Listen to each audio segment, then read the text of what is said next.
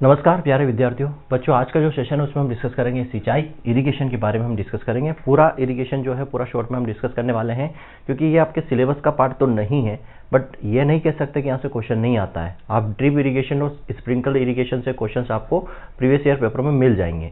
तो हम यहाँ पे एक पूरा जो है इरिगेशन का पूरा एक ब्रीफ जो है नॉलेज हम यहाँ पर करने वाले हैं आज। और जहाँ जहाँ से क्वेश्चन आते हैं वो सारी चीज़ें तो हम करेंगे ही सही, पर पूरा हम पढ़ेंगे, है ना, कोई भी चीज़ छोड़ेंगे नहीं। दूसरी चीज़ मैं आपको बता दूं बच्चा कि कुछ एक आध दो वीडियो कुछ ऐसे है ना अपने, उसमें कहीं कहीं लिखने में मिस्टेक हुई है। जैसे उल्टा मैंने लिख दिया था कहाँ पर, जो रिवोल्यूशन है, एग्रीकल्चर रिवोल्यूशन जो हमने पढ़ा था, क्रांतियाँ पढ़ी थी, वहाँ पर जो रजत क्रांति है वहाँ पर मैंने कपास लिख दिया था, जबकि रजत क्रांति मुर्गी और अंडा होगा। और रजत रेशा क्रांति में मैंने क्या लिख दिया था, मुर्गी और अंडा लिख दिया, जबकि वहाँ पर कपास होगा। मैंने वो कमेंट में पिन भी कर दिया है मैसेज। और मैं एक चीज़ आपको ये बता दूँ इसमें कि जैसे हमारा जैसे एक सब्जेक्ट पूरा कंप्लीट होता है ना, कंप्लीट होने के बाद मैं देखूंगा कहाँ कहाँ पर मिस्टेक्स हुई है अपने से, या बच्चों ने मुझे कमेंट्स किया है, शायद 2 या 3 जगह पर है, तो उसका मैं अलग से एक वीडियो आपको बना कर दूंगा कि भाई ये यहाँ पर चीज़ें सुधार लीजिए। वीडियो के अंदर, नोट्स के अंदर सही है, कोई दिक्कत नहीं, आप वीडियो भी पढ़िए और नोट्स भी देखिए। दोनों में आपको कुछ अलग दिखता है तो मुझे मैसेज कीजिए, मुझे कॉल कीजिए कि सर यहाँ पे दोनों में अलग अलग चीज़ें कौन सी सही है, मैं बता दूंगा। अदरवाइज मैं आपको यहाँ पर करेक्शन भी करवा दूंगा, ठीक है। चिंता नहीं करना, हर तरफ से अपन पूरा प्रयास करेंगे, किसी चीज़ को नहीं छोड़ेंगे। जहाँ कुछ मिस्टेक्स हुई है उनको भी सुधार हम करेंगे, ठीक है।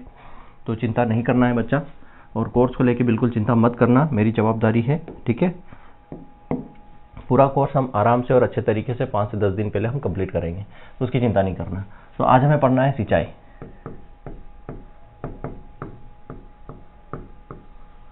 ठीक है। क्या पढ़ना है? सिंचाई। सबसे पहली चीज़ मुझे बताओ कि अगर हमारे पास क्या है, रेन वाटर है, ठीक है। मान लो ये मैं बना देता हूँ बादल, ठीक है, और यहाँ से हमें क्या मिल रहा है? पानी, ठीक है। ये पानी हमें मिल रहा है सॉइल के लिए, यहाँ से हमें पानी मिल रहा है हमारी क्रॉप्स के लिए। क्लियर है? ये हमारी क्या है? सॉइल है, ठीक। ये हमारी क्या है? सॉइल है। अब सॉइल पर हमें यहाँ पर पानी मिल रहा है, कौन सा? Natural water. तो क्या हम इसको इरिगेशन बोलेंगे? क्या हम इसको इरिगेशन बोलेंगे? ये क्या है? ये है रेनफॉल। क्या है ये? इसको हम रेनफॉल बोल सकते हैं, है ना। और मैं मेट्रोलॉजी पढ़ाऊंगा, वहाँ पे बताऊंगा रेनफॉल क्या होता है। प्रेसिपिटेशन भी मैंने बताया था कि पानी का किसी भी फॉर्म में ज़मीन पर आना, उसको हम प्रेसिपिटेशन बोलते हैं, चाहे वो लिक्विड फॉर्म में आए, चाहे सॉलिड फॉर्म में आए, या गैसियस फॉर्म में आए, ठीक है। लेकिन जब उसकी पार्टिकल साइज क्या हो, रेनफॉल मतलब मोर देन 5 से लेकर 6 mm साइज हो, मोर देन 5 से लेकर 6 mm साइज हो, तो उसको हम क्या बोल देते हैं? रेनफॉल बोल देते हैं। और अगर 0.5 से कम हो तो उसको ड्रीजल बोलते हैं, ठीक। तो ये रेनफॉल है। अगर मान लो पानी अगर आ रहा है ऊपर से और हमें सोइल को पानी मिल रहा है, मतलब हमने यहाँ पर क्रॉप लगाई हुई है, ठीक है। अगर हमने यहाँ पर क्रॉप लगाई हुई है, यहाँ पर हमारे पास प्लांट भी है, ठीक है। हमारी प्लांट को क्या है? यहाँ पर नेचुरली वाटर मिल रहा है। क्या है ये? Natural water. तो क्या हम इसको इरिगेशन बोलेंगे? ठीक है, ये नेचुरल वाटर है, तो क्या हम इसको इरिगेशन बोलेंगे? क्या रेनफॉल को हम इरिगेशन बोल सकते हैं कि बारिश हो रही है और हमारी क्रॉप को यहाँ पर पानी मिल रहा है बारिश के थ्रू, तो क्या हम उसको इरिगेशन बोलेंगे? नहीं। क्योंकि जो रेनफॉल हमें मिल रही है, रेनफॉल जो मिल रही है, जो बारिश के थ्रू जो पानी मिल रहा है ना, वो नेचुरल सोर्स है, ठीक है। नेचुरल सोर्स है, और नेचुरल सोर्स से यहाँ पर जो है प्लांट्स को जो है वाटर तो मिल रहा है, प्लांट की वाटर रिक्वायरमेंट भी पूरी हो रही है, बट इसको हम इरिगेशन नहीं बोले। इरिगेशन का मतलब होता है कि जब हम आर्टिफिशियल तरीके से, कृत्रिम रूप से पौधों को पानी देते हैं, ठीक है। क्या? कृत्रिम रूप से जब पौधों को पानी दिया जाता है तो उसको हम सिंचाई के देते हैं। कृत्रिम रूप से हम पौधों को पानी क्यों देते हैं? क्योंकि बारिश का मौसम 4 महीने का होता है, ठीक है। उसके बाद जब हम रबी की फसल लेते हैं तो पौधों को पानी की आवश्यकता होती है, फसल को पानी की ज़रूरत होती है। तो उस पानी की पूर्ति के लिए हम क्या करते हैं? आर्टिफिशियल तरीके से, चाहे वो ट्यूबवेल से करें, चाहे नहर से करें, है ना, या फिर हम क्या टैंक बनाकर करें, ठीक है, बारिश के पानी को स्टोर करके फिर हम आगे उसको यूज़ करें, तो उसको हम इरिगेशन कह देते हैं। क्यों करते हैं? क्योंकि हमें क्या चाहिए? क्रॉप का प्रोडक्शन। तो मैं क्या लिख सकता हूँ? Artificial application of water. क्या लिखेंगे? Artificial application of water, artificial application of water to soil for crop production,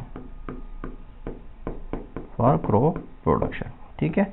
फसल उत्पादन के लिए मृदा में कृत्रिम रूप से पानी देना। ठीक है,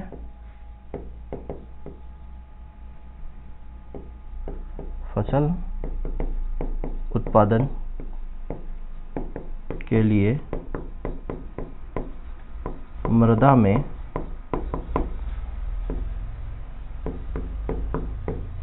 कृत्रिम रूप से पानी देना क्या कहलाता है? ये कहलाता है आपका इरिगेशन। समझ में आ गया? फसल लेना है हमें, फसल का उत्पादन लेना है, तो उस पर हमें मृदा में कृत्रिम रूप से पानी देना पड़ता है, उसी को हम क्या बोल देते हैं? इरिगेशन। और जो नेचुरल रूप से मिल रहा है तो उसको हम रेनफॉल बोलते हैं। क्लियर है? तो ये हो गया हमारा क्या? इरिगेशन। अब इरिगेशन की जरूरत क्यों है? प्लांट को हम पानी क्यों देते हैं? देखो, प्लांट में कई सारी चीजें होती है, प्लांट में मेटाबॉलिक एक्टिविटीज होती है, उपापचय क्रियाएं होती है, तो उसके लिए पानी जरूरी होता है। दूसरा, प्लांट एकदम आपको देखो सीधा खड़ा मिलता है, प्लांट के अंदर टर्जिडिटी होती है। क्यों? क्योंकि प्लांट जो बना होता है वो 90% उसमें क्या होता है? पानी होता है, उसके लिए भी उसको पानी चाहिएगा। दूसरा, प्लांट जो होता है, प्लांट के अंदर क्या होता है? प्रोटोप्लाज्म होता है ना। प्लांट के अंदर क्या होता है? प्रोटोप्लाज्म होता है। वो प्रोटोप्लाज्म जो है 90 से 95% पानी का बना हुआ होता है, इसलिए पानी की जरूरत होती है। तीसरी बात कि प्लांट जो है फोटोसिंथेसिस करता है ना, प्रकाश संश्लेषण करता है और अपना भोजन बनाता है।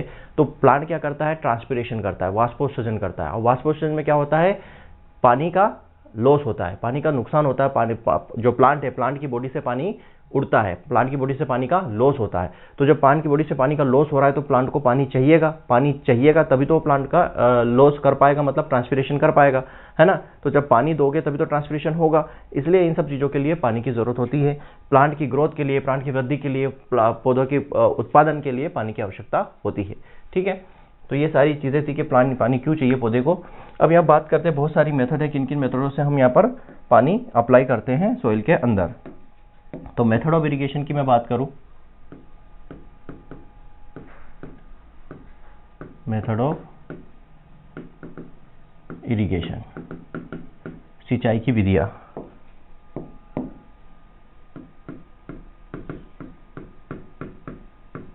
सिंचाई की विधियां, ठीक है। तो सिंचाई की कौन कौन सी विधियां हैं, किन किन विधियों से हम खेत में पानी देते हैं, और ये सारी विधियां किस पर निर्भर करती है कि किस विधि से हमें पानी देना चाहिए। तो बच्चा लोग ये ध्यान रखना है ये कैसे निर्भर करता है।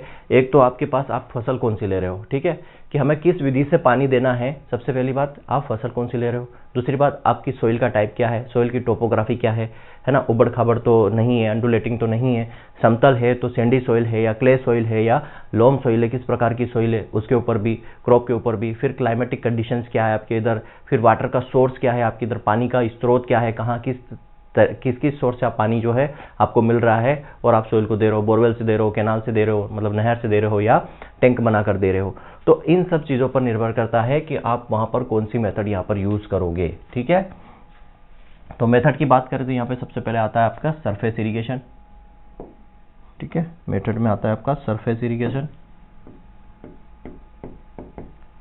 Surface irrigation method, surface irrigation method. दूसरा आता है आपका सब सरफेस इरिगेशन, सब सरफेस इरिगेशन। फिर आपका आ जाएगा स्प्रिंकलर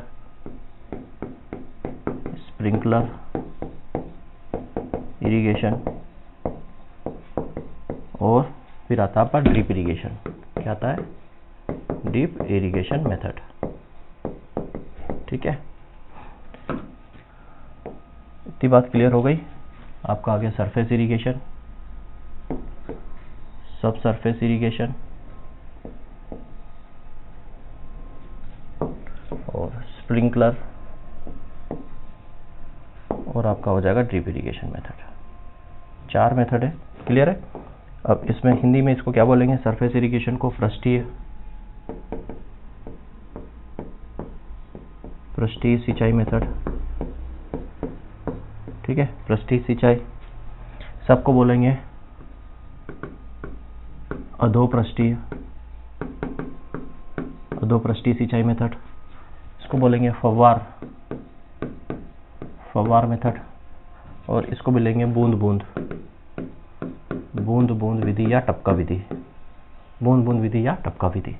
ठीक है। इन दोनों को मिलाकर क्या बोला जाता है, इन दोनों को मिलाकर आपस में बोलते हैं pressurised irrigation, pressurised irrigation method. क्यों? क्योंकि यहाँ पर प्रेशर का यूज़ होता है ना, प्रेशर का यूज़ होता है। प्रेशर के थ्रू पानी फव्वार के रूप में आएगा, प्रेशर के रूप में ही क्या होगा, बूंद बूंद मेथड जाएगा। ठीक है, तो इसको प्रेशराइज्ड इरिगेशन भी बोलते हैं। सरफेस इरिगेशन मेथड में आप देखोगे तो यहाँ पर आता है आपका flood irrigation, flood irrigation method आती है, जिसको हम बोलते हैं प्रवाह विधि। ठीक है, दूसरा आ जाएगा आपका बॉर्डर, बॉर्डर इरिगेशन मेथड। ठीक है, बॉर्डर को क्या बोलेंगे आप,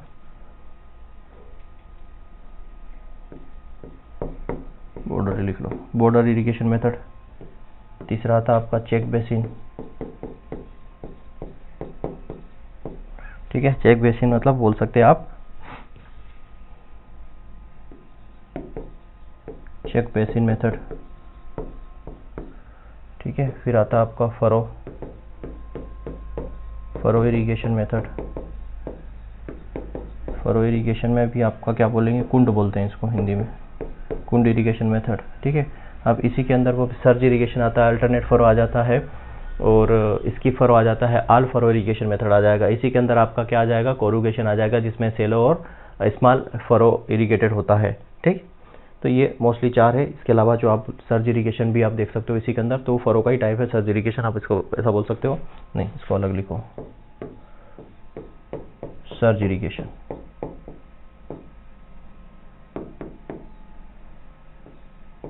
सर्ज इरिगेशन।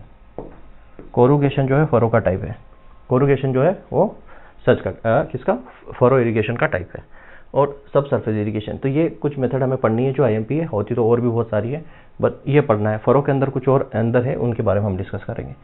तो सबसे पहले बात करते हैं हम surface irrigation method. Surface irrigation method, पृष्ठीय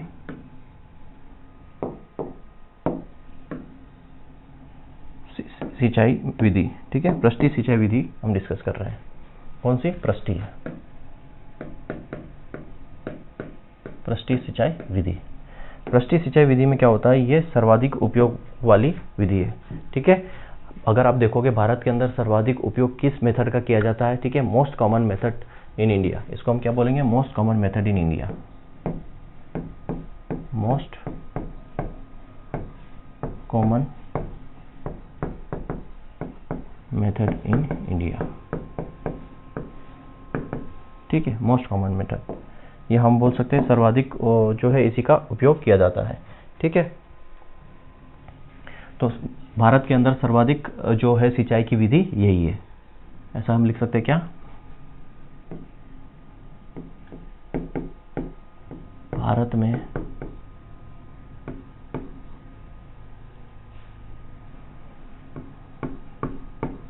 सर्वाधिक उपयोग विधि, भारत में सर्वाधिक उपयोग विधि, या भारत में सर्वाधिक यही इसी का इस्तेमाल किया जाता है, प्रचलित विधि है, भारत में सर्वाधिक प्रचलित विधि कर लो, मोस्ट कॉमन मतलब प्रचलित विधि, प्रचलित विधि है। ठीक है, इसकी इरिगेशन इफिशिएंसी कितनी होती है, तो जो इरिगेशन इफिशिएंसी है सरफेस की, इसकी इरिगेशन जो इफिशिएंसी है, इरिगेशन इफिशिएंसी सिंचाई दक्षता, सिंचाई दक्षता जो है इसकी वो लगभग है 50 से 60%, 50 to 60% इसकी इरिगेशन इफिशिएंसी होती है। देखो इरिगेशन इफिशिएंसी का मतलब समझना, मैं वही चीज़ लिखूंगा जो एग्जाम पॉइंट ऑफ व्यू से इंपॉर्टेंट है, फालतू चीज़ें हम यहाँ पर नहीं लिखेंगे। इरिगेशन इफिशिएंसी का क्या मतलब है, देखो इरिगेशन इफिशिएंसी का मतलब है कि समझना, मान लो आपने यहाँ पर ये आपका सोर्स है इरिगेशन का, ठीक है, मान लो ये आपकी सोइल है, ठीक है, ये आपका क्या है, ट्यूबवेल है, ठीक, ट्यूबवेल है, यहाँ से आपका पानी आता है, ठीक है, यहाँ पे आपकी क्या है, ये है आपकी फील्ड, ठीक, मान लो ये आपकी फील्ड है, क्लियर है। अब यहाँ से पानी आएगा पाइप के थ्रू, ठीक, ये पाइप के थ्रू आपका पानी आएगा, यहाँ चैनल बनी हुई है, चैनल में पानी आएगा, और चैनल के बाद फील्ड में पानी जाएगा। तो होगा क्या, यहाँ पर क्या चीज़ होता है, इरिगेशन इफिशिएंसी का मतलब मैं समझा रहा हूँ। इरिगेशन इफिशिएंसी यहाँ पर अगर आएगा तो ये तो सोइल है ना, यहाँ पर प्लांट भी है, ठीक। तो ये सोइल है, सोइल से क्या होगा, लॉस होगा, जिसको हम बोलते हैं इवापोरेशन, या इवापोरेशन लॉस होगा। क्या होगा, इवापोरेशन लॉस, मतलब वाष्पीकरण लॉस होगा। प्लांट से भी पानी का लॉस होगा तो वो होगा ट्रांसपीरेशन, ट्रांसपीरेशन के थ्रू लॉस होगा, मतलब वाष्पोत्सर्जन से लॉस होगा। ये दो लॉस हो गए कि इवापोरेशन से भी लॉस हो रहा है, ट्रांसपीरेशन से भी लॉस हो रहा है। दूसरा यहाँ पर और क्या चीज़ें होगी, प्लांट इसको यूज़ करेगा, use by plant, plant use कर रहा है, मतलब उसकी मेटाबॉलिक एक्टिविटीज़ में कुछ पानी प्लांट यूज़ कर रहा है, ठीक है। और टोटल पानी आपने जो दिया, टोटल पानी, टोटल वाटर, इनका रेशियो निकाला जाता है। मतलब अगर मैं इरिगेशन इफिशियंसी को देखूँ, इरिगेशन इफिशियंसी तो क्या होगा, ये तो हो जाएगा आपका ईटी के थ्रू, ठीक, प्लस आपका हो जाएगा इवापोट्रांसपिरेशन, और आपका कुछ यहाँ पर लॉसेस और भी होगा। ईटी के द्वारा हो गया, ट्रांसपिरेशन के द्वारा प्लांट यूज़ करेगा, वाटर रिक्वायर्ड बाय प्लांट, ये प्लांट यहाँ पर यूज़ कर रहा है, ठीक, अपॉन में टोटल वाटर बोल सकते हो, टोटल वाटर, ठीक है। तो ये रेशियो कि टोटल वाटर आपने दिया, मान लो यहाँ पे सीधा समझो, मान लो आपने 100 लीटर पानी जो है फील्ड में दिया, 100 लीटर पानी आपने फील्ड में दिया, क्लियर है। मान लो वहाँ से जो है आपका 20% जो है इवापोट्रांसपिरेशन से लॉस हो गया, 30%, ठीक है, 30% जो है और किसी से यहाँ पर लॉस हो गया, 20 से 30%, 30% और से, और प्लांट ने यूज़ जो किया है वो जो भी है कितना भैया, 100 आपने दिया है ना, टोटल जो 100, तो बचा कितना, तो लगभग 50 से 60% आपका बचेगा, ये चीज़ आप बोल सकते हो, ठीक है। तो इरिगेशन एफिशिएंसी क्या हो गया कि टोटल पानी आपने दिया, टोटल पानी में से कुछ पानी जो इवापोरेशन से लॉस्ट हो जाता है, वाष्पीकरण से, कुछ वाष्पोत्सर्जन से लॉस हो जाता है, कुछ अन्य लॉसेस होते हैं। अन्य लॉसेस कैसे, अन्य लॉसेस जैसे कि पर्कोलेशन हो गया, अन्य लॉसेस जो आएगा ना हमारा, जैसे पर्कोलेशन हो गया, है ना, रन ऑफ हो गया, बह के चला गया, है ना, तो वो लॉसेस को हटाकर जो बचा, जो प्लांट अपने उपयोग में यूज़ कर रहा, अपनी वृद्धि के लिए यूज़ कर रहा, अपने डेवलपमेंट के लिए यूज़ कर रहा है, वो जो बचा है टोटल में से, उसको बोलते हैं हम इरिगेशन इफिशियंसी। समझ में आ गया। तो इरिगेशन इफिशियंसी लगभग 50 से 60%, मतलब यहाँ पर क्या हो रहा है, लगभग 40 से 50% पानी जो है वो वेस्ट हो रहा है, ठीक है। 40 से 50% पानी का लॉस हो रहा है, किसमें, सरफेस इरिगेशन मेथड में लॉस हो, समझना कि इतना ही पानी पौधा जो है फसल उपयोग कर रही है, बाकी पानी का लॉस हो रहा है, चाहे वो इवापोरेशन से हो, चाहे वो ट्रांसपिरेशन से हो, चाहे वो रन ऑफ से हो, चाहे वो पर्कोलेशन से हो, क्लियर है। तो इसको बोलते हैं इरिगेशन एफिशिएंसी। तो यहीं पे बता दिया मैंने, अब अलग से बताने की इसको जरूरत नहीं है। अब हम कोई भी मेथड पढ़ेंगे तो इसी मेथड से हम कंपेयर करके चलेंगे कि कितना जो है इरिगेशन एफिशिएंसी ज़्यादा है, कितनी यहाँ पर कम है। स्लोप कितना रखते हैं इसके अंदर, ढलान, स्लोप इसमें कितना रखते हैं, स्लोप की बात करें ढलान की, तो ढलान जो है इसमें लगभग 2 से 3% रखा जाता है, 2 से 3% जो है ढलान स्लोप रखा जाता है, ताकि पानी इजीली जो है मूव कर सके अपर एंड से लोअर एंड पर, क्लियर है। तो ये हो गई सरफेस इरिगेशन। सरफेस इरिगेशन के अंदर सबसे पहले बात करते हैं अपन फ्लड इरिगेशन की, टाइप की बात करते हैं, ठीक है। Type of surface irrigation, type of surface irrigation, type of surface irrigation, ठीक है। पृष्ठीय सिंचाई के प्रकार, पृष्ठीय सिंचाई के प्रकार। इसमें सबसे पहला आप लिखो flood irrigation, flood irrigation. Flood irrigation मतलब प्रवाह सिंचाई विधि, प्रवाह सिंचाई बहाना, ठीक है। अब ये कब करते हैं, क्यों करते हैं, देखो प्रवाह सिंचाई विधि का सीधा सा कॉन्सेप्ट है कि जब आपके पास बहुत ज़्यादा मात्रा में पानी उपलब्ध हो, ठीक है, आपके पास बहुत ज़्यादा मात्रा में पानी उपलब्ध हो तो आप फ्लड इरिगेशन कर सकते हो, ठीक है, प्रवाह कर सकते हो, प्रवाह विधि का उपयोग कर सकते हो, ठीक। और ये जनरली कहाँ पर करते हैं हम, राइस के फील्ड में, बस इतना ही याद रखना, और कंट्रोल मैनर में करते हैं। तो यहाँ पर पहली कंडीशन क्या है कि अगर आपके पास क्या हो, water in available in abundant, water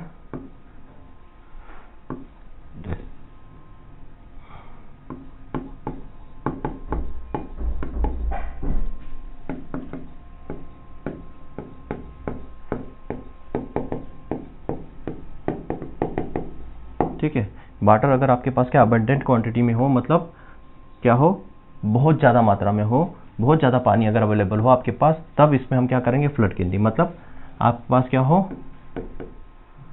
पानी की मात्रा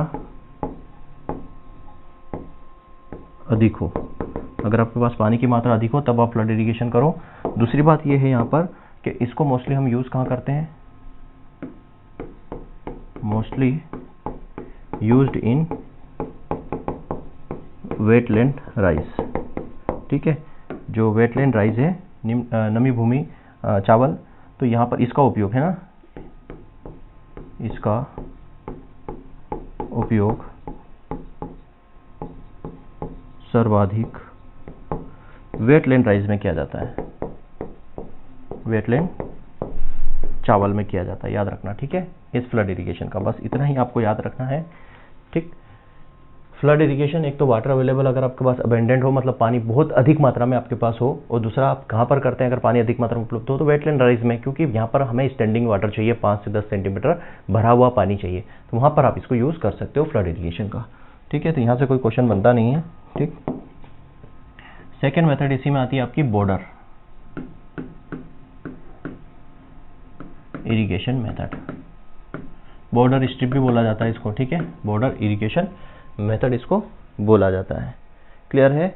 बॉर्डर इरिगेशन मेथड में अगर मैं बात करूं, बॉर्डर इरिगेशन मेथड की अगर मैं बात करूं, तो यहाँ पे याद रखना है आपको बॉर्डर इरिगेशन, ये बॉर्डर स्ट्रिप भी बोलते हैं इसको, है ना, बॉर्डर स्ट्रिप भी बोलते हैं, बॉर्डर सिंचाई विधि है, बॉर्डर स्ट्रिप भी बोला जाता है। देखो इसमें करते क्या है, मैं आपको पहले डायग्रामेटिक थोड़ा सा चीज़ें समझा देता हूँ, अलग से बनाते हैं थोड़ा सा डायग्राम। इसमें होता क्या है, ये आपकी पूरी फील्ड है, इस पूरी फील्ड को डिवाइड करते हैं, याद रखना, इस पूरी फील्ड को किस में, स्ट्रिप में डिवाइड करते हैं, याद रखना, इस पूरी फील्ड को किस में डिवाइड करते हैं, पैरेलल स्ट्रिप में डिवाइड करते हैं। पैरेलल स्ट्रिप मतलब ये इस तरीके से इसमें पैरेलल स्ट्रिप के अंदर इसको डिवाइड करते हैं।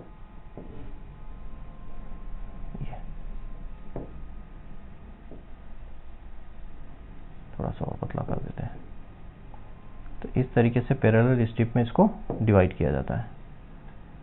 ये क्लियर है, इस तरीके से। तो ये बॉर्डर स्ट्रिप मेथड का एग्जांपल है, ये आप डायग्राम देख सकते हो। क्लियर है?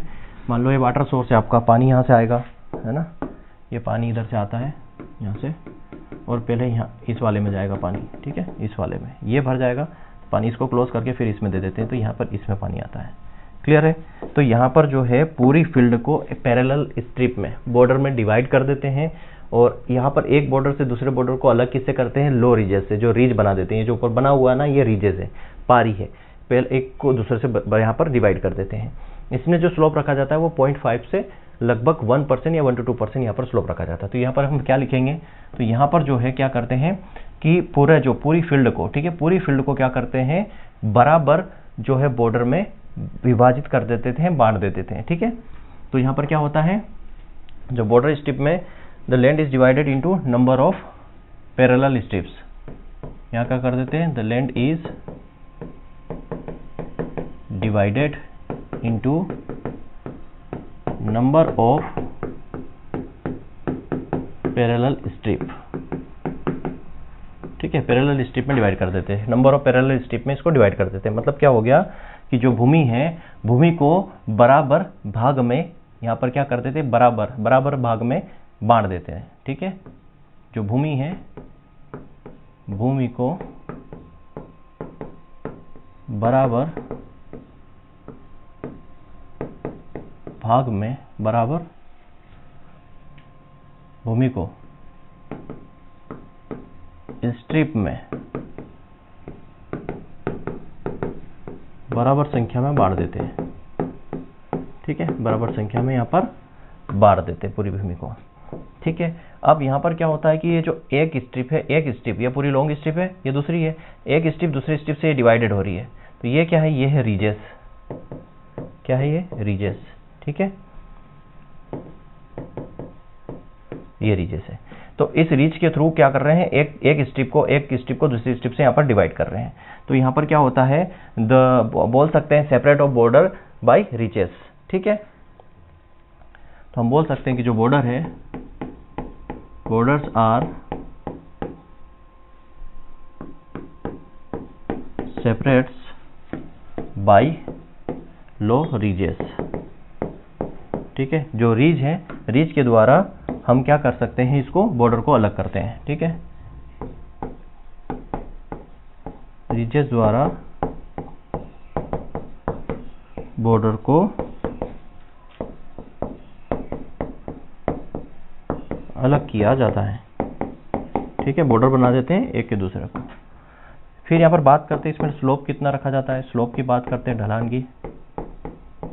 ढलान की अगर मैं बात करूँ ढलान, तो 0.5 से लेके 1% तक यहाँ पर क्या रहता है, स्लोप रहता है। इस तरीके से स्लोप रहेगा, ऊपर से नीचे स्लोप, ताकि पानी आराम से बहकर चला जाए। ठीक है, अब स्लोप तो ये रख दिया, ढलान रख दी। ढलान के बाद क्या होता है यहाँ पर, अब ईच जो है, अब यहाँ पे देखो ईच जो स्ट्रिप है ना, ईच जो स्ट्रिप है ये इंडिपेंडेंटली इरिगेट होती है। मतलब आप यहाँ पर पानी अपने यहाँ पे पानी मूवमेंट यहाँ पर कर दिया, यहाँ पे बना दिया, ठीक है, पानी जाने का। तो यहाँ से इस सोर्स से पानी आ रहा है, तो पानी यहाँ पे इंडिपेंडेंटली कहाँ जाएगा, नीचे तक जाएगा।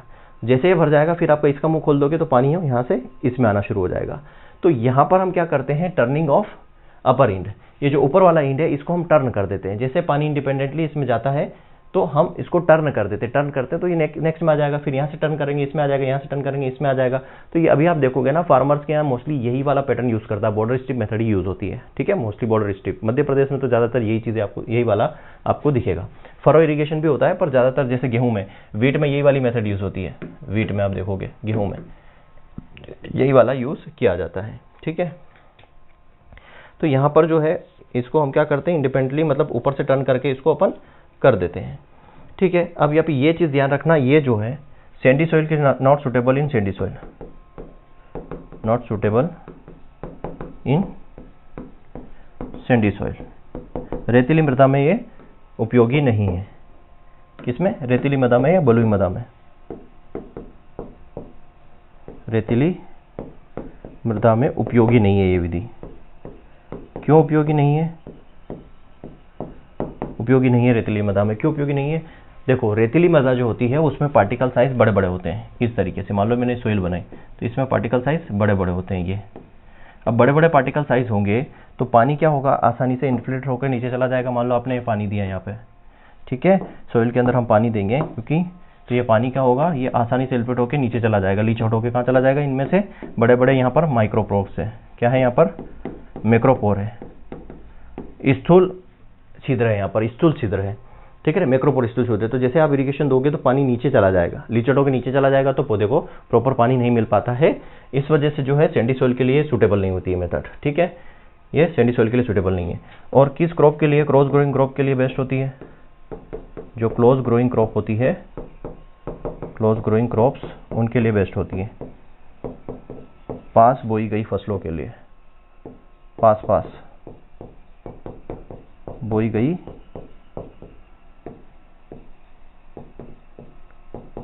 फसलों के लिए ये उपयोगी है। अब पास बोई गई में क्या आ जाता है आपका, वीट आ जाता है ना, ग्राउंडनट आ जाता है। ये जो फसलें जो पास पास बोई जाती है उनमें इस विधि का उपयोग किया जाता है। तो यहाँ तक की चीज़ें आपको क्लियरली समझ में आ गई कि बॉर्डर स्ट्रिप मेथड में क्या चीज़ हमें करनी चाहिए। ठीक है, अब इसको बनाते कहते हैं तो रिच फॉर्मर आता है, रीजर आता है ना, या बंड फॉर्मर आता है, ऐसा इसको बोल सकते हैं। बंड फॉर्मर आता है, उसके द्वारा इसको बनाया जाता है। ठीक है, बंड फॉर्मर या रीज मेकर जो भी है, रीजर आता है, उसके द्वारा ये बनाया जाता है। तो सीधी सी बात है, इसके द्वारा यहाँ पर बनाया जाएगा तो लेबर भी, इंटेंसिटी भी कम रहती है, लेबर भी इतने ज़्यादा यूज़ नहीं होते हैं। एक बार आपने इसको इम्प्लीमेंट से बना दिया, उसके बाद क्या करना है, लेबर, एक ही लेबर जो है सफिशिएंट है इसके लिए। तो इतना ज़्यादा लेबर इंटेंसिव भी नहीं है, इतना ज़्यादा लेबर भी यहाँ पर नहीं लगता है। तो ये आपकी आपको बॉर्डर स्ट्रिप मेथड। दूसरी बात करते हैं चेक बेसिन। चेक बेसिन,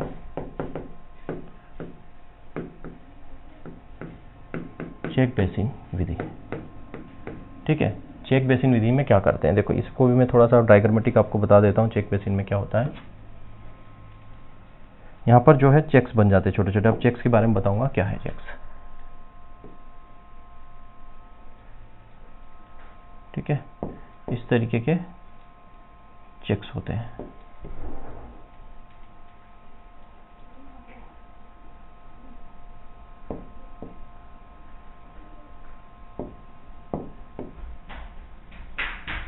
ठीक है, इस तरीके के चेक्स यहाँ पर बनाए जाते हैं।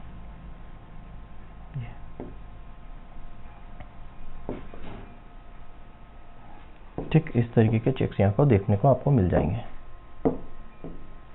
ये अब ये चेक्स जो है, जैसे कि बच्चा लोग आप शर्ट पहनते हो, चेक्स वाला शर्ट पहनते हो, तो उसमें कैसे चेक्स होते हैं, इसी तरीके से चेक्स आपको मिलते हैं। इस तरीके के चेक्स आपके शर्ट में भी देखने को मिल जाते हैं, है ना। चेक्स वाला आप कभी मार्केट में खरीदने भी जाते हो तो बोलते हो हमें चेक्स वाला शर्ट दिखाओ यार। चेक्स मतलब कि इस तरीके चेक्स बने होते हैं अलग अलग कलर के। तो ये मेथड जो है ना, ये चेक्स मेथड इस तरीके से है। ये जो है यहाँ पर छोटे छोटे क्या बने हुए हैं, चेक्स बने हुए हैं। ये क्या है, छोटे छोटे चेक्स हैं, ठीक, चेक। अब यहाँ पे चेक क्यों बोला गया है, अब यहाँ पर क्या होता है, पहली चीज चेक मेथड जो है, ये चेक मोड, ये मोस्ट कॉमन सरफेस मेथड है, ठीक है। ये क्या है, ये मोस्ट कॉमन सरफेस मेथड है, मोस्ट कॉमन सरफेस मेथड है, ठीक है। सर्वाधिक प्रचलित पृष्ठीय मेथड, सर्वाधिक प्रचलित पृष्ठीय मेथड, पृष्ठीय विधि, ये सर्वाधिक प्रचलित पृष्ठीय विधि है।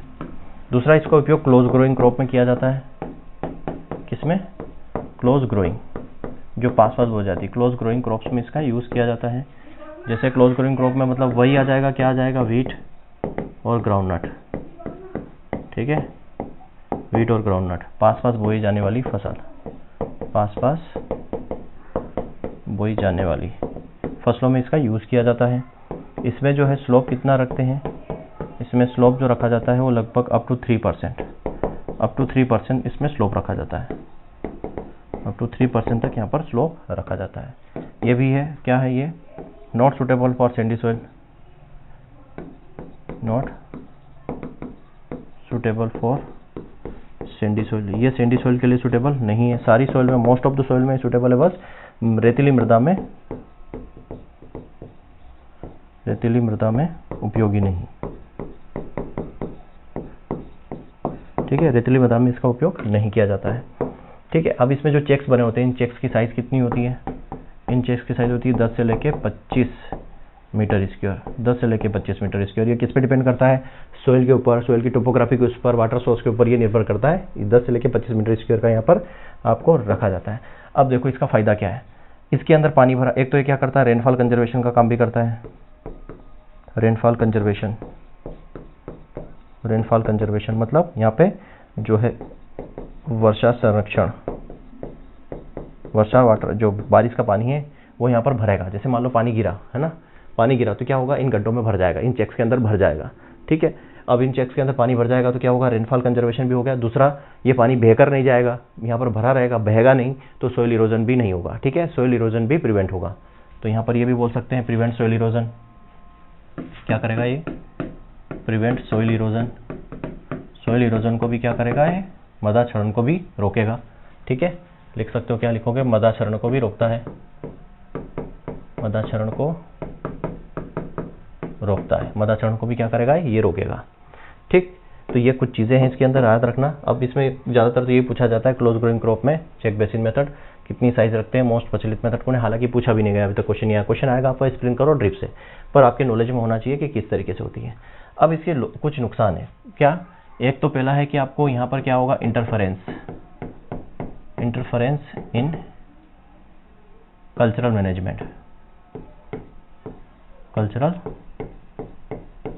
मैनेजमेंट, ठीक है। कल्चरल मैनेजमेंट में यहाँ पर क्या होता है, इंटरफेरेंस, डिस्टर्बेंस होता है, हस्तक्षेप होता है, ठीक है।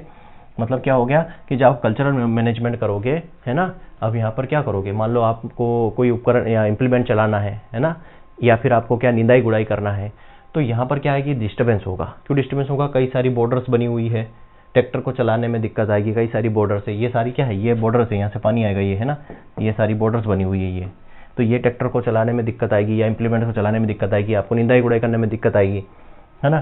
तो यहाँ पर जो कल्चरल ऑपरेशन है या फिर अंतःफसल क्रिया में बाधा, ठीक है, अंतःफसल क्रिया में बाधा उत्पन्न होती है, ठीक। फिर यहाँ पर क्या हो रहा है, यहाँ पर लैंड वेस्टेज ऑफ लैंड,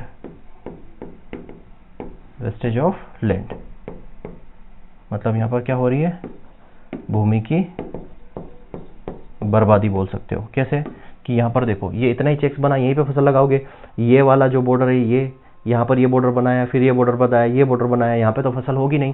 तो ये जो है क्या होगा यहाँ पर भूमि की बहुत ज़्यादा क्या होगी, यहाँ पर नुकसान होगा, भूमि बहुत ज़्यादा बर्बाद होगी, ठीक है। लैंड एरिया ज़्यादा ऑक्यूपाई हो जाएगा किसमें, बॉर्डर में और इनमें चैनल्स में, तो ये एक नुकसान है इसके अंदर। तो ये all about the check basin. तो चेक बेसिन आप समझ गए होंगे, मोस्ट कॉमन मेथड है, ठीक है। ज़्यादातर एरिया इसमें रीचेस और उसमें चला जाता है, क्लियर है। तो इतनी बात समझ गया मैं, चेक बेसिन कैसा दिखता है, इस तरीके से दिखता है ये चेक बेसिन मेथड, और मोस्ट प्रचलित मेथड है ये। क्लोज ग्रोइंग क्रॉप में यूज़ करते हैं, स्लोप 3% रखते हैं, सैंडी सॉइल के लिए सूटेबल नहीं है, रेनफॉल कंजर्वेशन करता है, सॉइल इरोजन से बचाता है, यहाँ पे कल्चरल डिस्टर्बेंस होता है और भूमि ज़्यादा बर्बाद होती है। साइज़ कितनी रखते हैं, 10 से 25 मीटर स्क्वायर इसकी साइज़ रखी जाती है, ठीक है बच्चा लोग। ठीक, इतना इंपॉर्टेंट ये यहाँ से क्वेश्चन नहीं बनते हैं, पर फिर भी हम सब कुछ यहाँ पर पढ़ते हुए चल रहे हैं। इसी का एक टाइप है रिंग बेसिन, रिंग बेसिन,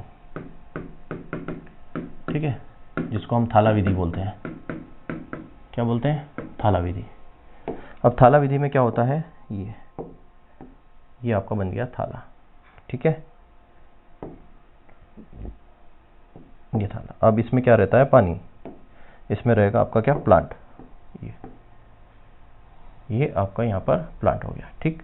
अब इस थाला बनाकर हम क्या देते हैं, यहाँ देते हैं पानी बीच में, ठीक है। इस थाले में बीच में क्या देते हैं, यहाँ पर ये पानी, ये अंदर पानी दिया जाता है, इसको बोलते हैं रिंग बेसिन मेथड। मोस्टली कहाँ पर यूज होता है, हॉर्टिकल्चर क्रॉप में, हॉर्टिकल्चर क्रॉप्स में यूज होता है, बागवानी में, ठीक है, बागवानी फसलों में, बागवानी फसलों में इसका इस्तेमाल किया जाता है, चाहे पेड़ हो या सब्जियां हो, है ना। मोस्टली तो ऑर्चर्ड में यूज़ करते हैं पेड़ों के लिए, ठीक ठीक। तो हॉर्टिकल्चर में कौन सा रिंग बेसिन मेथड यहाँ पर इस्तेमाल किया जाता है, सब्जियों में नहीं, सब्जियों में तो आप फैरो मेथड यूज़ कर सकते हैं, क्लियर है। इतनी बात आपको समझ में आ गई। अब नेक्स्ट हम बात करेंगे यहाँ पर फरो मेथड की। तीसरी जो है हमारी क्या है, furrow, furrow irrigation method, furrow irrigation, कुंड विधि, कुंड सिंचाई विधि, ठीक है, कुंड सिंचाई विधि। अब इसमें क्या करते हैं, देखो इसके भी डायग्राम्स देख लो, चलो ठीक है।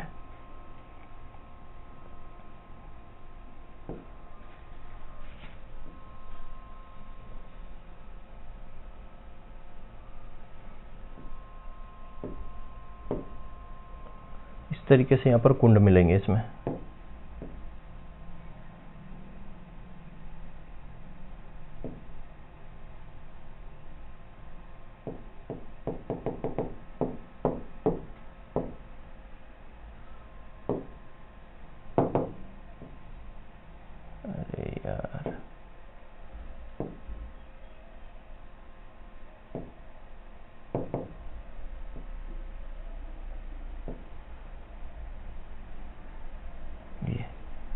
इस तरीके से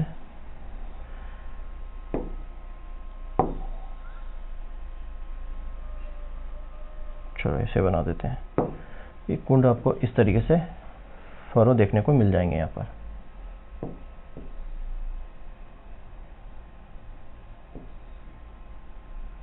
ठीक है। ये फरो मेथड हो गई, और एक इस तरीके से वाटर सप्लाई होगा यहाँ से ऊपर से, ऐसा समझ लो, ठीक है। ये वाटर का सप्लाई यहाँ से होता है इस तरीके से, ये वाटर का सप्लाई होगा। तो यहाँ पर क्या है, ये तो है आपका बीच में, ये है आपका फरो मतलब कुंड, ठीक है। क्या है, ये कुंड है, और ये जो व्हाइट कलर का आपको दिख रहा है ये क्या है, ये है रीच, रीच बना है बीच में, ठीक है, रीच बना हुआ है, ठीक। मतलब मैं अगर इसको थोड़ा सा मॉडिफाई करूँ तो ये कुछ इस तरीके से दिखेगा आपको,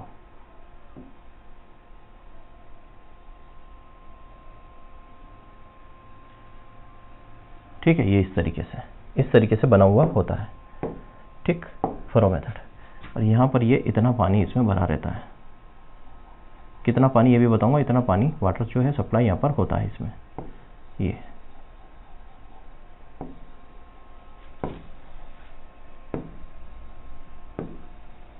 समझ गए, ये वाटर सप्लाई यहाँ पर इतना होता है। तो देखो फरो मेथड जो है, पहले तो ये रो क्रॉप के लिए सूटेबल है।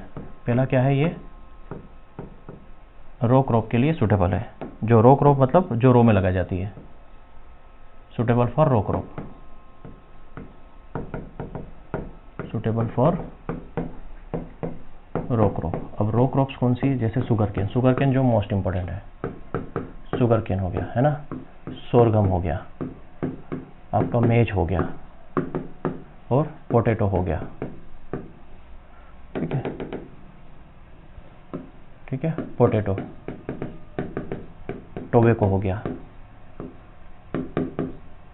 ये जो फसलें हैं इनके लिए ये सूटेबल होता है। ठीक, मतलब पंक्ति वाली जो फसल है, पंक्ति फसल है जो कतार में लगाई जाती है ना, कतार वाली फसलों के लिए उपयोगी है। ठीक है, कतार में जो पंक्ति में लगाई जाती है। ठीक है, यहाँ पर कहाँ लगाई जाएगी, फसल लगेगी यहाँ पर, ये रीच पे लगेगी और इसमें आएगा पानी। ठीक, यहाँ पर लगाई जाएगी ये पंक्ति में, इस तरीके से आपकी फसल लगेगी। और यहाँ पर बात करूँ तो फसल कहाँ लगेगी आपकी, यहाँ। ठीक है, ये आपकी फसल लग रही है यहाँ पे इस तरीके से, ये इस तरीके से आपकी फसल लगेगी। या फिर मैं इसको थोड़ा सा नीचे कर देता हूँ, ज़्यादा अच्छा रहेगा।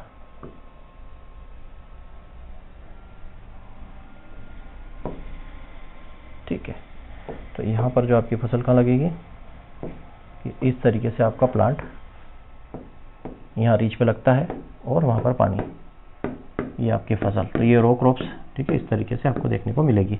क्लियर है? तो ये जो है रो क्रॉप, जो शुगर केन, सोरगम, मेज, पोटैटो जो रो में लगाई जाती है वहाँ पर उसके लिए बेस्ट होती है कौन सी, फरो मेथड। अब इस फरो मेथड में एक खासियत है, ये भी क्या है, सैंडी सॉइल के लिए नॉट सूटेबल है। ठीक है, not suitable for Sandy soil, Sandy soil के लिए उपयोगी नहीं है, मतलब रेतीली मृदा के लिए उपयोगी नहीं है। ठीक है, क्रॉस लगाया मतलब समझ आना। दूसरा चीज़, यहाँ पर जो हम पानी देते हैं, ये जो पानी दे रहे हैं हम, ये ना पानी भरा है, तो ये जो है 1/3 जो है फरो ही गीला होता है। ये जो फरो है इसका, ये 1/3 मतलब 1/4, मतलब हम कह सकते हैं कि 1/2 या 1/5 फरो आर वेटेड। ठीक है, मतलब 1/2 या 1/5 भाग कुंड का गीला होता है। ठीक है, मतलब ये सिर्फ 1/2 पूरा है, पूरा अगर 1 है तो आधा भाग, मतलब 1/2 मतलब आधा भाग जो है पानी से फरो जो है गीला होता है। ठीक, तो इसको बोलते हैं हम फरो मेथड। इतनी बात आपको समझ में आ गई। फरो मेथड के अंदर सैंडी सॉइल के लिए ये सूटेबल नहीं है, मेज, ग्रोइंग क्रॉप, इन सब के लिए ये सूटेबल होता है। अब इसके कई प्रकार के टाइप हैं, ये समझ गया आप।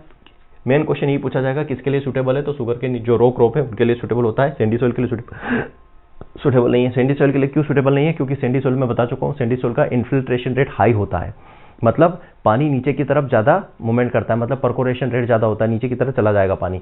जब पानी नीचे की तरफ मूवमेंट करेगा तो एक तो इसमें टाइम ज़्यादा लगेगा इरिगेशन में, है ना, ये एक स्ट्रिप पूरा, एक फरो भरने में पूरा टाइम लग जाएगा। दूसरा है प्लांट को प्रॉपर जो है पानी नहीं मिलता है, तो इस वजह से इसमें सैंडी सॉइल के लिए सूटेबल नहीं होता है ये। दूसरा, अब इसके 4 प्रकार है, 3 प्रकार है ना, 3 टाइप होते हैं। जैसे एक होता है इसका all furrow irrigated, all furrow irrigated, all furrow irrigated. ठीक है, सभी फरो क्या होना, सभी कुंड में सिंचाई, क्या लिखेंगे, सभी कुंड में सिंचाई, सभी कुंड में सिंचाई देना ऑल फरो इरिगेशन हो गया। ठीक है, दूसरा होता है alternate furrow irrigation, alternate furrow irrigation, alternate furrow irrigation. Alternate furrow irrigation का मतलब एक छोड़ के एक। ठीक है, इसको हम क्या बोलेंगे, अल्टरनेट मतलब एक के बाद एक, एक के बाद एक नहीं, एक छोड़कर एक, एक छोड़कर एक कुंड की सिंचाई, एक छोड़कर एक कुंड की सिंचाई। तीसरा आ जाएगा skip furrow, skip furrow irrigation. Skip furrow irrigation का क्या मतलब है, कई सारी लाइन छोड़कर, स्किप फरो इरिगेशन। ठीक है, अब मैं इसको समझा देता हूँ क्या है, 1 बाय 1 समझो। ऑल फरो इरिगेटेड का मतलब समझ गए कि सभी में पानी देना, है ना, कोई भी नहीं छोड़ना, एक के बाद एक सारे वाले सभी में पानी को देना, ये आपका ऑल फरो इरिगेटेड है, सभी में हम पानी दे रहे हैं, इसको बोलते हैं ऑल फरो इरिगेशन। क्या बोलेंगे, ऑल फरो इरिगेटेड। समझ में आ गई बात, ये तो ऑल फरो इरिगेटेड हो गया, सभी में पानी दे रहे हैं। दूसरा मैं बोलूँ इसकी फरो इरिगेशन का मतलब, इसकी फरो इरिगेशन का मतलब समझ लो, ठीक। इसकी फरो का मतलब होता है कि एक को छोड़ के एक में इरिगेशन देना, एक छोड़ के एक में इरिगेशन देना, इसकी फरो हो जाएगा।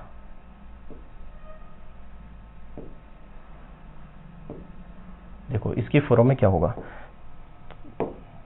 काफ़ी अच्छी विधि है। अब जैसे मान लो यहाँ पर ये वाले में आपने क्या दिया, पानी दिया, तो फिर इस वालों को छोड़कर फिर इसमें पानी देना है, इसको छोड़कर फिर इसमें पानी देना है। ऐसा हम क्यों करते हैं, देखो ऐसा क्यों करते हैं, मान लो हमारे प्लांट्स तो यहाँ पर लगे हुए हैं, ठीक है, ये प्लांट्स हमारे यहाँ पर है, ये ठीक है, ये रिजेस पे हमारे प्लांट्स है। इसको देने का फ़ायदा क्या है, इसके फरो इरिगेशन का यही फ़ायदा है। अब अगली बार जब इरिगेशन दोगे ना, तो जिसमें पानी दिया है अभी उसमें नहीं देंगे। ऑड इवन वाला क्वेश्चन यहाँ पर यूज़ होता है, ठीक है। अभी आपने किस में दिया, 1 में, 3 में और 5 में। अगली बार जब इरिगेशन करोगे नेक्स्ट टाइम, तो किस में दोगे, 2 में, 4 में और 6 में। 2 और 4 में, 6 में दोगे नेक्स्ट बार जब इरिगेशन दोगे। पहली बार आपने इरिगेशन दिया तो 1, 3, 5 में दिया, एक को छोड़कर। अगली बार जब इरिगेशन दोगे नेक्स्ट टाइम, तो 2, 4, 6 में दोगे। मतलब जैसे दिल्ली के अंदर ऑड इवन वाला सिस्टम चला था ना, कि एक दिन ऑड नंबर वाली कार चलेगी, एक दिन इवन नंबर वाली कार चलेगी। उसी तरीके से आप एक दिन ऑड नंबर वाली रो को इरिगेटेड करोगे, एक दिन इवन नंबर वाली रो को इरिगेटेड करोगे। तो यहाँ पर एक को छोड़कर एक कर रहे हो, तो इसको क्या बोलते हैं, alternate furrow irrigation, alternate furrow irrigation बोलते हैं। इसको दूसरी तरीके से और थोड़ा सा समझाता हूँ मैं, है ना। ये इस तरीके का कॉन्सेप्ट है। इसका फ़ायदा क्या है वो बता रहा हूँ। फ़ायदा क्या है वो देखो, ये आपके यहाँ पर प्लांट्स है, ठीक है, प्लांट्स की रूट से इस तरीके से। अब अगर हम यहाँ पर पानी देते हैं, इसमें इसकी फरो में, मान लो मैं यहाँ पर एक छोड़ के पानी दे रहा हूँ, यहाँ पर पानी दे रहा हूँ, ठीक है, इस वाले में मैंने पानी दिया, फिर इसको छोड़ के इस वाले में पानी दिया, तो होगा क्या, ये जो वाटर है ये क्या होगा, आधा इस तरफ इस प्लांट को मिल जाएगा और आधा इस तरफ से इस प्लांट को मिल जाएगा, ठीक है, समझ गए बात। इस तरीके से आधा आधा दोनों तरफ से मिल जाएगा प्लांट को, ठीक। यहाँ पर भी आधा आधा दोनों तरफ से प्लांट को वाटर मिल जाएगा, ठीक। तो प्लांट जो है, प्लांट को आधा आधा दोनों तरफ से क्या मिलेगा, पानी मिलेगा, तो प्लांट जो है वो सर्वाइव करेगा, है ना। हमारे पास अगर पानी की कमी है तो हम इस तरीके से यूज़ कर सकते हैं उसमें, ताकि कहा हो, देखो यहाँ पे दे रहे हैं तो इस वाले प्लांट को भी पानी मिल रहा है, इस वाले प्लांट को भी पानी मिल रहा है, यहाँ पर दे रहे हैं तो इस वाले प्लांट को भी पानी मिल रहा है, इस वाले को भी मिल रहा है। अगली बार जब हम इसमें देंगे तो यहाँ से पानी मिलेगा इस वाले को, फिर इसको छोड़ के इसमें देंगे तो आधा इस तरफ पानी जाएगा, आधा इस तरफ जाएगा। इसलिए इसकी अल्टरनेट फरो का यूज़ करते हैं। अगर हमारे पास पानी की कमी है तो हम इस तरीके से क्या कर सकते हैं, अल्टरनेट फरो का यूज़ कर सकते हैं, ताकि अल्टरनेट फरो करने से हमारी पूरी फसल खराब नहीं होती है। हम एक फरो छोड़कर एक पानी देते हैं तो पानी दोनों तरफ के प्लांट्स को अवेलेबल हो जाता है। ये इसकी फरो वाली कहानी हो गई। तो इस बात करते हैं हम आपको, सॉरी अल्टरनेट फरो वाली। अब इसकी फरो वाली बात करते हैं। इसकी फरो में क्या होता है, देखो इसकी फरो में समझो, इसकी फरो में क्या होता है।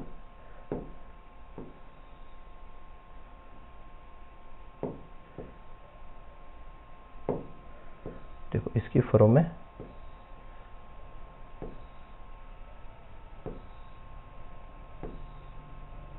ये, इसकी फरो में क्या करते हैं बच्चा, इसकी फरो के अंदर पूरी की पूरी कुछ लाइनें, कुछ पूरी कुछ हो। इसकी फरो जैसे मान लो आपके पास पानी था शुरू में, है ना, आपके पास पानी शुरू में था, आपने लगा ली फसल, ठीक, आपके पास पानी अवेलेबल था शुरू में, आपने लगा ली गन्ने की फसल।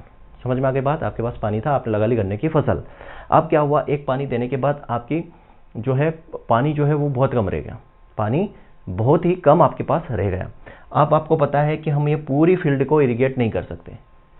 अब आपको ये समझ में आ रहा है कि हम पूरी फील्ड को इरिगेट नहीं कर सकते। अगर पूरी फील्ड को इरिगेट करते हैं तो हमारी फसल खराब हो जाएगी, या हमें जो है क्रॉप पूरी प्रॉपर जो है प्रोडक्शन नहीं मिलेगा। तो इस कंडीशन में क्या करते हैं कि वो क्या करता है, जैसे मान लो इतनी फरो, कितनी, ये एक फरो जो है 1 2 3, ठीक है, 3 फरो को पूरी की पूरी फरो को क्या कर देगा, छोड़ देगा, स्किप कर देगा, इसको छोड़ो, ठीक। और इरिगेशन किस में देगा, सिर्फ इन वाले में इरिगेशन कर देगा, ठीक है, इन वाले में इरिगेशन वो करेगा, ठीक है, ताकि इतनी फसल उसको अच्छे से मिल जाए, पूरी फसल खराब ना हो। तो इसको इसकी फरो वाला कॉन्सेप्ट बोलते हैं, ठीक है। समझ में आ गया बात कि फरोज में जो है आल फरो इरिगेटेड, इसकी फरो इरिगेटेड और अल्टरनेट फरो इरिगेशन का क्या मतलब है, ठीक है। अब मैं बात करता हूँ सर्ज इरिगेशन की।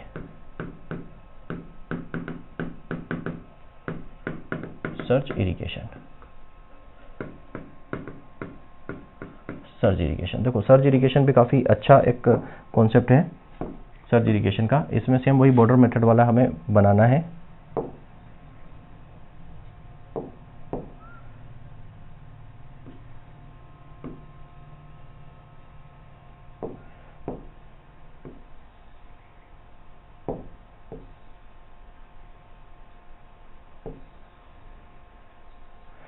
है, ये बॉर्डर वाला कॉन्सेप्ट यहाँ पर काम करेगा। चलिए, अब इसमें होता क्या है सर्ज इरिगेशन में, इसको बोलते हैं ऑन ऑफ मेथड। इसको क्या बोलते हैं, on off method. On off method इसको बोला जाता है, बंद चालू विधि। दूसरा, इसमें जो एफिशिएंसी होती है, इरिगेशन एफिशिएंसी वो होती है 85 to 90%।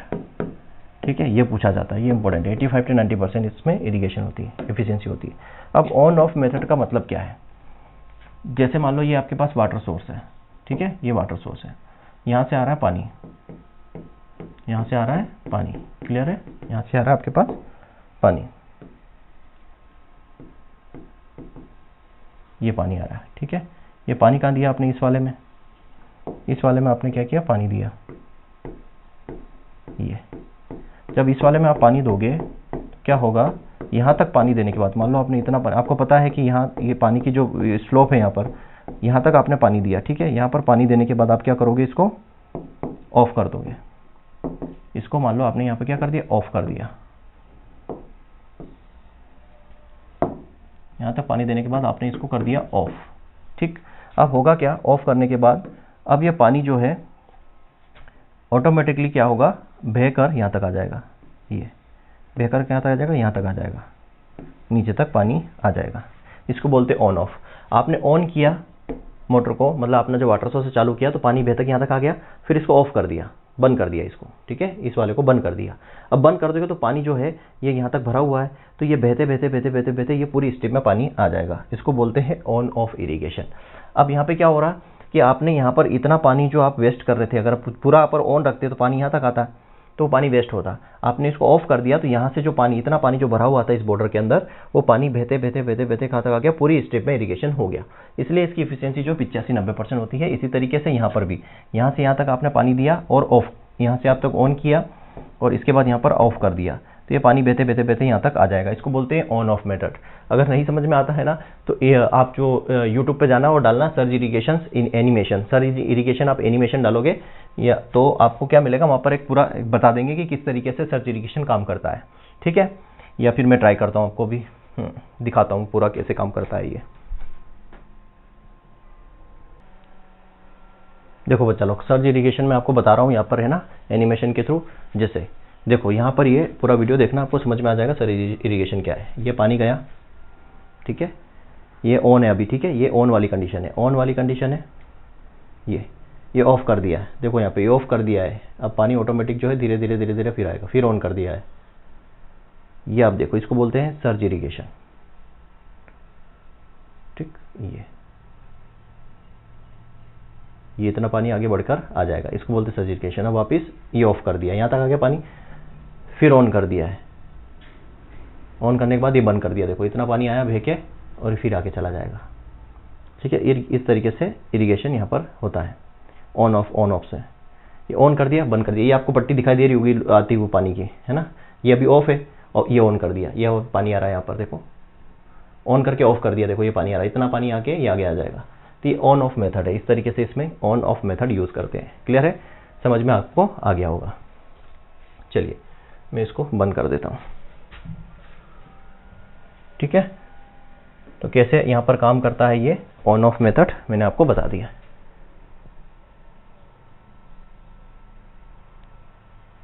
ठीक है बच्चा लोग, इतनी बात आपको समझ में आ गई होगी अच्छे से कि on off method surge irrigation यहाँ पर कैसे काम करता है, ठीक है। इंटरमिटेंट मेथड भी इसको बोलते हैं। अब बात करते हैं हम फरो में एक और था कोरुगेशन मेथड।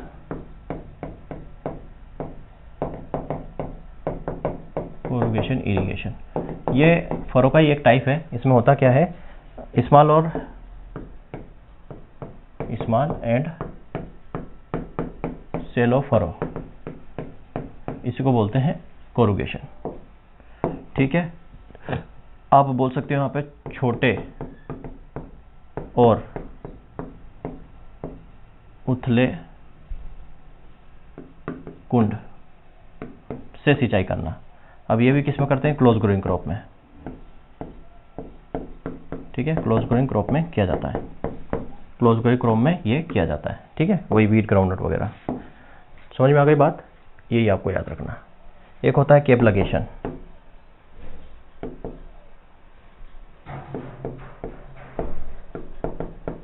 कैप लगेशन का मतलब होता है ऑटोमेटिक इरिगेशन। आपने चालू करके छोड़ दिया, पूरी फील्ड आपकी ऑटोमेटिक इरिगेट हो जाएगी, उसको कैप लगेशन बोलते हैं। इंपॉर्टेंट नहीं है, बस टर्म याद रख लेना, नोट्स में मिल जाएगा। अब हम बात करते हैं आपकी स्प्रिंकलर फॉर्मवार विधि, ठीक है, फॉर्मवार विधि, स्प्रिंकलर मेथड मोस्ट इंपॉर्टेंट है, क्वेश्चन यहीं से बनते हैं ज़्यादातर, है ना, स्प्रिंकलर और ड्रिप इरिगेशन से। तो स्प्रिंकलर और ड्रिप इरिगेशन की अगर मैं बात करूँ आपको, तो यहाँ पर आपको सारी चीज़ें, इनको अपन कहाँ समझते हैं, इनको अपन रखते हैं किसके अंदर, प्रेशराइज्ड या मॉडर्न इरिगेशन सिस्टम के अंदर हम रखते हैं। याद रखना, प्रेशराइज्ड या मॉडर्न इरिगेशन सिस्टम के अंदर इसको रखते हैं। इसके पहले एक चीज़ और समझ लो, सब सरफेस थोड़ा सा समझ लो। सब सरफेस इरिगेशन मतलब अधोपृष्ठीय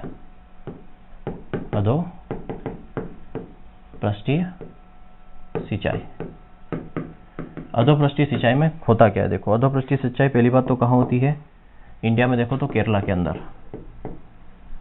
कहाँ होगी, केरला में। किसके लिए, कोकोनट गार्डन में, नारियल के लिए। फिर गुजरात और जम्मू एंड कश्मीर में वेजिटेबल के लिए, सब्जियों के लिए सब सरफेस इरिगेशन करते हैं।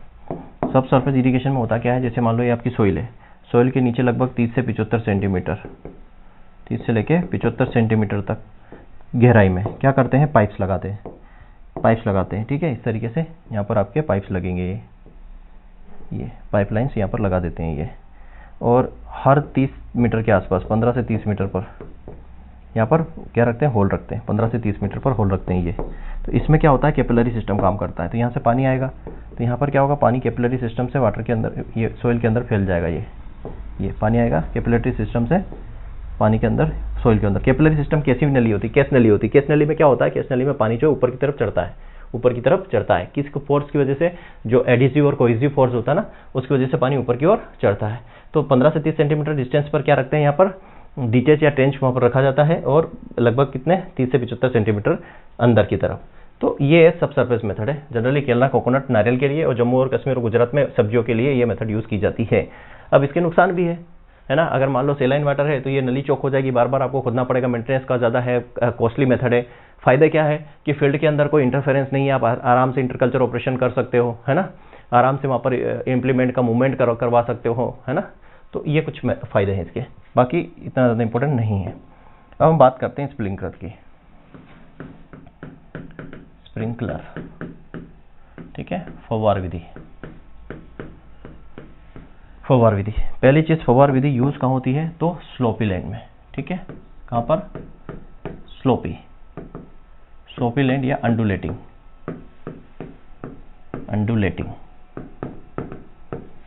ठीक। स्लोपी लैंड में जो कौन सी चीज, अंडुलेटिंग मतलब उबड़ खाबड़ बोल सकते हो आप, उबड़ खाबड़ जमीन जो भूमि है वहां पर, या स्लोपी लैंड मतलब ढलान वाली भूमि में इसका इस्तेमाल किया जाता है, ठीक है। किसका, स्प्रिंकलर का। स्प्रिंकलर में दूसरी चीज़ क्या है, यहाँ पर आपको मिलेगी कि कितना % वाटर बचाता है। तो यहाँ पर जो वाटर सेविंग होती है, पानी की बचत, किससे, सरफेस मेथड की तुलना में जो पानी की बचत होती है, किसी सरफेस मेथड की तुलना में लगभग 25 से लेकर 50% तक पानी की यहाँ पर बचत होती है। तीसरा पॉइंट, यहाँ पर लेबर सेविंग भी होता है, जो आपके लेबर हैं, ठीक है, लेबर सेविंग, मजदूर की बचत, ठीक है, मजदूर की जो है बचत वो भी होती है। मजदूर की बचत लगभग 40 से 60% तक जो है मजदूर की बचत होती है। चौथी, 40% मोर एरिया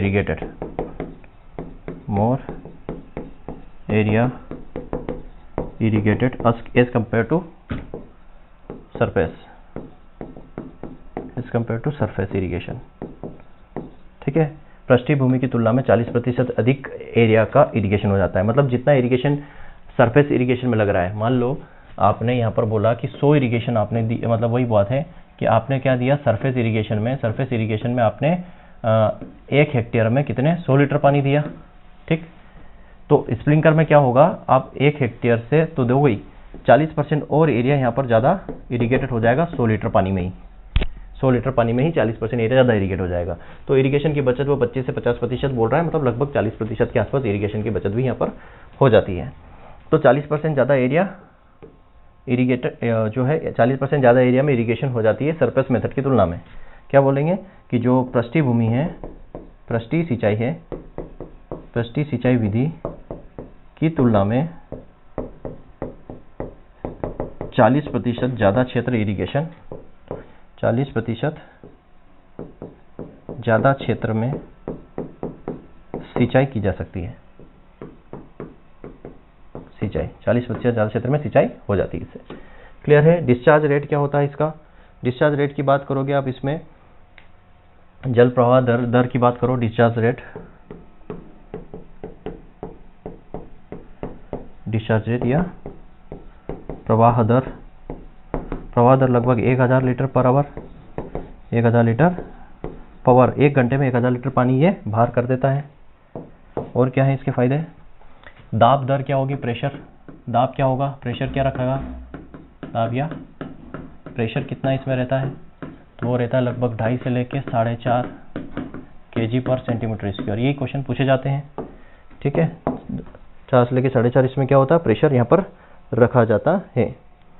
ठीक, अब इसका फायदा क्या है, ये प्रोटेक्ट करता है किसके प्रति, protect to frost and high temperature, high temperature, अधिक तापमान और पाले के प्रति सुरक्षा,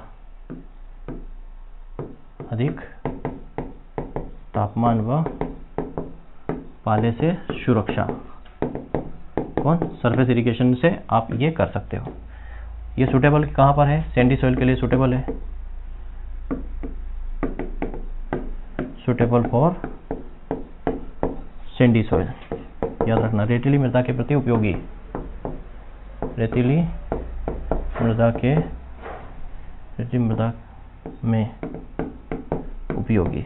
अभी तक जितनी हमने पढ़ी वो सब रेतीली मृदा में उपयोगी नहीं थी, लेकिन ये वाली उपयोगी है। क्यों, क्योंकि ये फव्वार के रूप में, बारिश के रूप में जो है करवा रही है क्या यहाँ पर इरिगेशन, तो यह आसानी से यहाँ पर ये जो है सैंडी सॉइल उसके लिए सुटेबल होती है। क्लियर है बच्चा लोग, ये आप इस स्प्रिंकल के अंदर इतने ही इंपॉर्टेंट पॉइंट है। ठीक, अब दूसरा यहाँ पर वाटर क्वालिटी जो है ना, गुड वाटर क्वालिटी होना चाहिए, गुड वाटर क्वालिटी। ठीक है, ठीक है, मतलब पानी की अच्छी गुणवत्ता होनी चाहिए, अच्छी गुणवत्ता। क्यों, अगर सेलाइन वाटर है, अगर खराब पानी है, तो जो नोजल्स हैं वो चोक हो जाएगी, नोजल्स जो है उसमें साल्ट जमेगा, साल्ट जमने की वजह से चोक हो जाएगी। तो ये जो है saline water is not suitable, ऐसा बोल सकते हैं हम,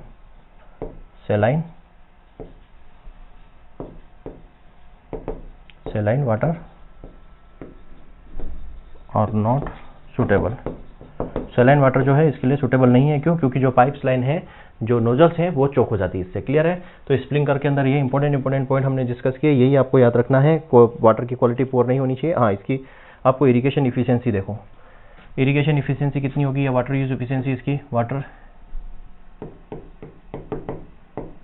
इरिगेशन इफिशियंसी की बात करूँ तो इसमें 80 से 85%, 80 से 85% इसकी इरिगेशन एफिशिएंसी है। ये आपको याद रखना है कि ये मोस्ट इंपॉर्टेंट है, कई बार यही पूछा जाता है एग्जाम में। इरिगेशन एफिशिएंसी जो इसकी 80 से 85% होती है। ठीक, अब ड्रिप इरिगेशन की बात करते हैं। और भी कुछ इंपॉर्टेंट पॉइंट है, सारे लिखे हुए नोट्स के अंदर। ड्रिप इरिगेशन, ठीक है, टपका विधि या फवार विधि या माइक्रो इरिगेशन इसको बोलते हैं। ठीक है, ट्रिकल इरिगेशन भी बोलते हैं इसको। क्या बोलते हैं इसको, बोलते हैं trickle irrigation, trickle irrigation method. क्या बोलते हैं, ट्रिकल इरिगेशन मेथड भी इसको कहा जाता है। ठीक, कहाँ से ये,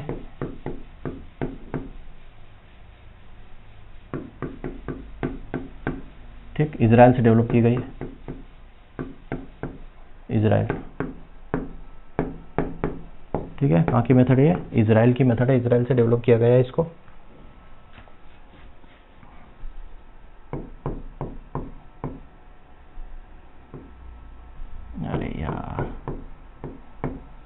इजराइल से डेवलप किया गया है। ठीक है, इस मेथड में कितना वाटर सेविंग होता है? अगर मैं वाटर सेविंग की बात करूं, वाटर सेविंग की, पानी की बचत की बात करूं, तो लगभग इसमें 50 से लेके 70% जो है पानी की बचत होती है as compare to surface method से, सरफेस मेथड की तुलना में। ठीक है, इसमें डिस्चार्ज रेट, जो डिस्चार्ज रेट है ना, डिस्चार्ज जो दर है वो कितनी होती है? वो होती है 1.5 से लेके 2.5 kg/cm²। ठीक है, ये पूछा जाएगा। और सॉरी, ये तो प्रेशर बता दिया मैंने। डिस्चार्ज रेट है इसमें 1 से लेके 8 litre per hour.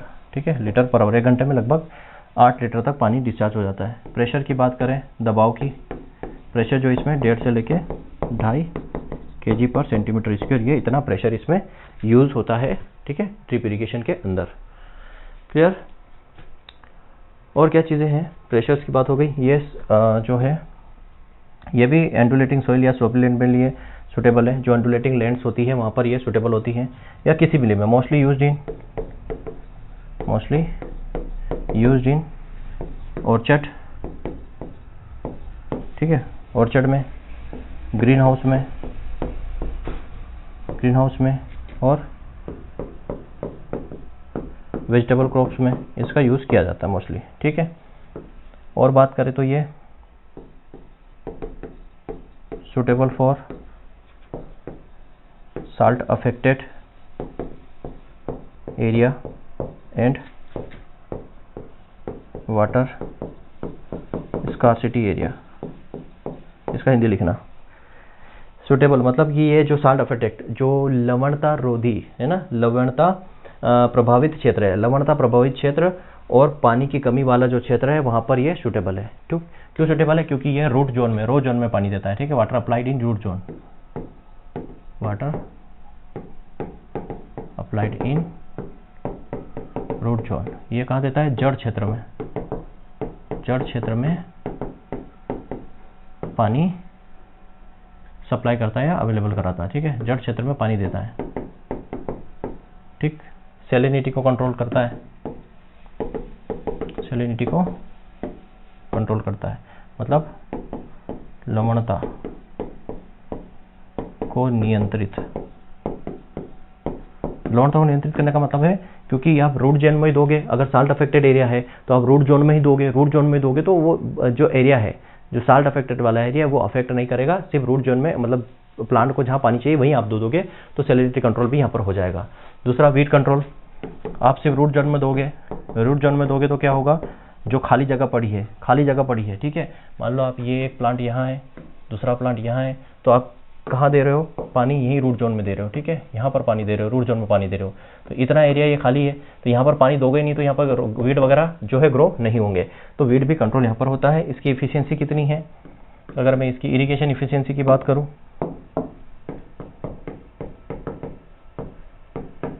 Irrigation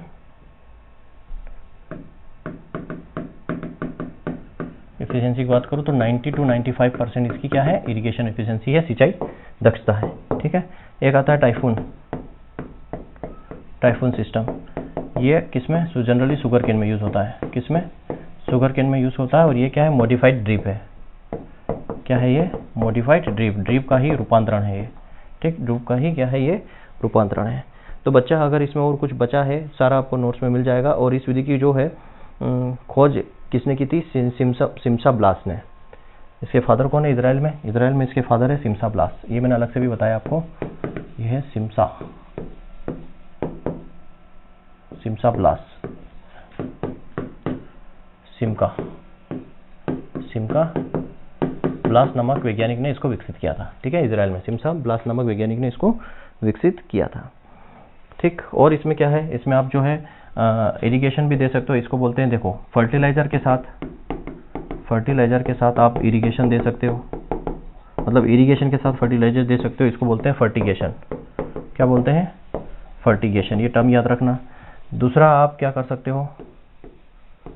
herbicide दे सकते हो। किसके साथ? इरिगेशन के साथ आप हर्बिसाइड दे सकते हो, जिसको हम क्या बोलेंगे? हर्बिगेशन। ये कुछ टर्म है, इनको याद कर लेना। ठीक, और जो भी पॉइंट है आपको सारे मिल जाएंगे नोट्स के अंदर। चलिए, क्लियर है? तो आज के लेक्चर में इतना ही। पूरा इरिगेशन वाला मेथड वाला पार्ट पूरा हमने कंप्लीट किया। एक इरिगेशन वाला और लेक्चर लूंगा जिसके अंदर crop water requirement, water use efficiency और इरिगेशन शेड्यूलिंग के बारे में बताऊंगा, कब हमें इरिगेशन देना चाहिए, कब नहीं देना चाहिए, जल मांग किन किन फसलों की कितनी है, वाटर यूज इफिशियंसी किन फसलों की कितनी है। तो एक छोटा सा लेक्चर और होगा, तो ये आपका पूरा इरिगेशन वाला पार्ट यहाँ पर कंप्लीट होता है। ठीक है, थैंक यू वेरी मच। जय हिंद, जय भारत।